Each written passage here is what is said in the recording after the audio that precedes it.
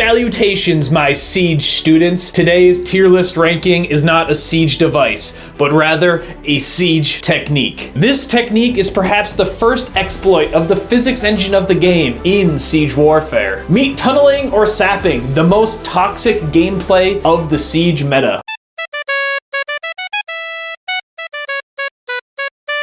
You have to be kidding me, Professor. You're gonna bore us with a lesson on digging a hole? Coming to us from, you guessed it, the ancient Assyrians again in the 9th century BC. While the other factions were still reading the Bronze Age patch notes, the Assyrians were defining the siege meta. There are three main builds when it comes to tunneling. The first, dig under the walls, build the supports, set fire to the supports, and watch the tunnel do the work, destroying the fortifications. This technique is quite beautiful when it works. Gravity never gets patched. Number two is a direct assault. March your troops up to the wall using the mobile shed and give them some pickaxes. Now your troops can mine through the walls. They can get carpal tunnel while making a tunnel straight through the wall. And the third, of course, is the Roman technique, where you dig under the walls, building a tunnel, letting your troops straight into the city. A Trojan tunnel. When the gunpowder DLC was released to the game, tunneling became absolutely nuclear. You build the same tunnel as before, but instead of burning your wood supports, you fill that tunnel with explosives that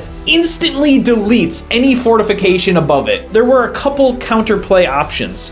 The first was to build your walls deeper. The issue with this is they can just dig deeper. The second is build a moat or a lake around your town. Lakes and moats are a natural grief protection. Tunneling under them was a huge hazard as you run the risk of your troops drowning. And the most commonly practiced and effective counterplay technique is counter-tunneling. You need to fight fire with fire. Counter-tunneling is as simple as it sounds. Dig a tunnel into the enemy tunnel. This would create fight clubs that nobody wanted to participate in. That's like my literal definition of hell. Fighting in a confined tunnel. You could also gas out the enemy tunnels, flood the enemy tunnels, collapse the enemy tunnels, do whatever you want. Just make sure the people digging the tunnel are caved in and die a horrible death.